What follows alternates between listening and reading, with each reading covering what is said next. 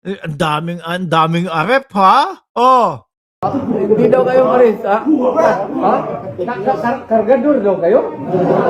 Oo naman, mukha naman. Hindi ba? Oh. Oh, di ba? Tawa ngayon, iyak later dahil panigurado ako mga kababayan, itong mga ito, 18, patong-patong ang magiging kaso nitong mga ito. Lalo na po, naka-back up ang mamamayang Pilipino doon sa mga sinisiraan nila eh. Naka-back up ang mamamayang Pilipino sa mga sinisiraan nila.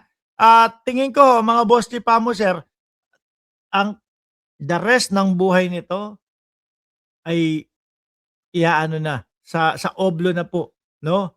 Sa oblo na ano tawag doon, the rest ng buhay nito sa oblo na gagampanan, kumbaga doon na hanggang matapos. Para si Digongo, baka mamaya ma-ICC pa ito eh. Dahil ano ang sabi ng dating senador na si Antonio Trillanes? Ang sabi ng dating senador na si Antonio Trillanes, baka kasuhan din ng obstruction of justice ng ICC itong 18 barbiho, mga bossing. O ngayon, dumako tayo dito sa sinasabi ni Baligod na hindi naman daw po sila natatakot, no, na umattend kahit saan. O game. Sabi ko nga, ayaw naming O game. Sabi ko nga, ayaw naming i-legitimize na si Mr. Erwin Tulfo ang Blue Ribbon Committee. Pero haharap kami kahit saang venue, no? Kahit saang venue, haharap kami. Pero just to clarify lang, attorney, hindi yung... Ito may isang hiling ka dito. No, Baligod, may isang hiling ka dito na ipinapagawa mo kay Erwin Tulfo. He should. What would you request, sir, sa hearing mamaya na mag-inhibit siya? Well, we will manifest what I said to you earlier, that we should observe statesmanship. No? Pangit naman yung ikaw na yung nireklamo, Sorry, Tay. mag-investiga, ikaw pa ang Nabigo ako. Ang gusto nila mag-inhibit si Erwin Tulfo. So kapag kasi nire-request mo na mag-inhibit si Erwin Tulfo, ibig sabihin nire-recognize mo na bago na ang Senate Blue Ribbon Committee at hindi na yung kay Rodante Marcoleta. Paano kung mag-inhibit talaga si Erwin Tulfo? Sige, isang tabi ako. No? Ang hahalili sa akin yung kapatid ko na si Rapi Tulfo. Pupunta pa din kayo dapat. Ha?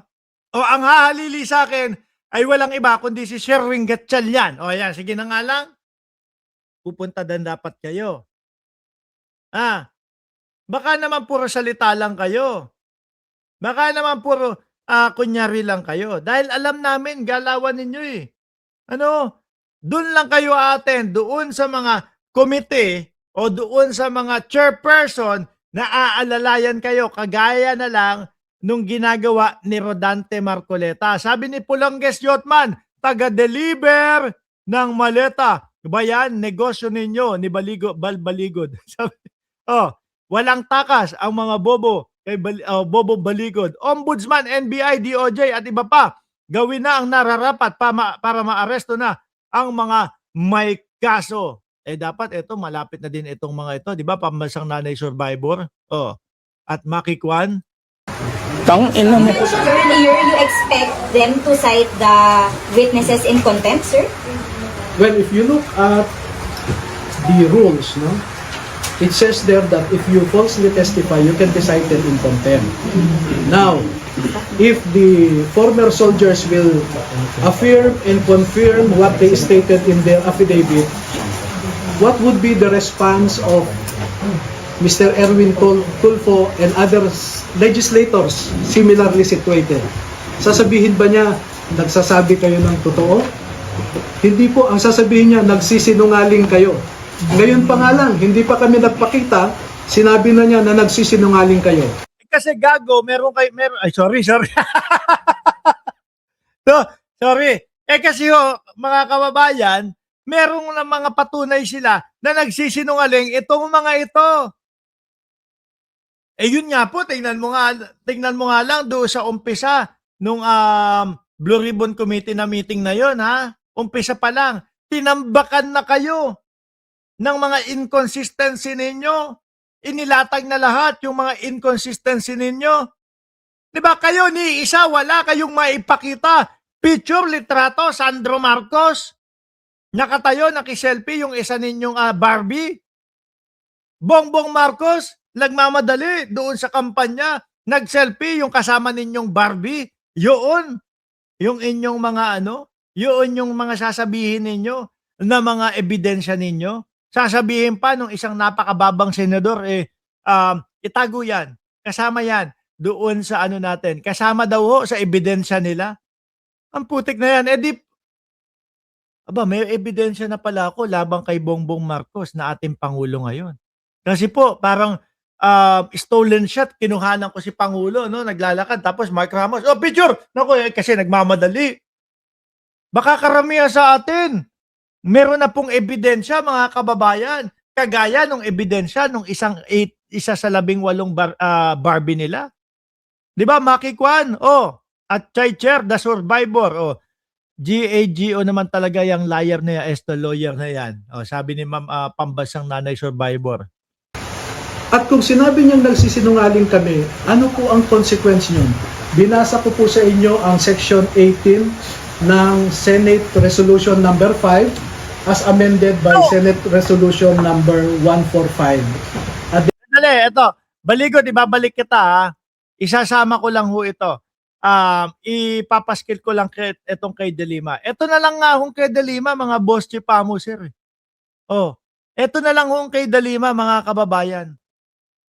Nakatanggap daw po ng maleta si dating senadora at ngayon po ay Congresswoman Leila De Lima ng maleta. Una, maleta. Nung nabuko, naging na lang po, paper bag na lang po, mga kababayan. Nung nalaman na nakakulong pala o kalalabas pa lang ng kulungan ni Senadora ni Congresswoman De Lima, biglang na-oversight lang daw po nila. Ano ba talaga, mga kuya? Diba? Isa po yan, mga kababayan, sa pagsisinungaling nitong 18 mariteso, mga bossing. No? Tuloy, nasa si Baligod ulit. Baligod! Inhibit si Tulpo. February 13, 2013. So, wala kaming ibang patutunguhan kundi kulong po eh. And that is Doon talaga kayo pupunta. Pagka natapos lahat ng ito, sandali. Sandali lang. May napansin ako doon. Atras natin. Sabi, wala talaga po kami ibang pupuntahan kundi kulong po Di ba? Ganun. dated February 13, 2013. So, wala kaming ibang patutunguhan kundi kulong po eh. What would you Sandali, nawala. Kundi kulong po Nasaan na yun? Nawala. Ulit. Recuse himself to inhibit and let those patutunguhan kundi kulong po eh. Tinuturo niya ba si Robin Padilla? Wala po kami patutuwa kundi kulong po Parang may pagturo kay Robin Padilla. Obstruction of justice. Itong katabi ko. Tapos yung 18 marites, kulong din. Pero yan po talaga. Sa dami po na nagkaso sa kanila, maaari po malamang kulong talaga ang pupuntahan. Sama ka dapat doon, sir. And that is why the logic of our request, the reason, the basis for our request is for him to recuse himself, to inhibit and let those who were not named in the affidavit. Those who were not named. Gatchalian. Huwag niyo sabihin na, hindi, kapag sinabi, kunyari po si Gatchalian, no? Ang mangunguna doon sa Senate Blue Ribbon Committee. Sige, magi-inhibit ako, no? Sinabi ni Erwin Tulfo, magi-inhibit ako, hindi ako ang mangunguna, hindi ako magcha-chairman diyan sa Blue Ribbon Committee. Ang aalili sa akin ay si Sherwin Gatchalian.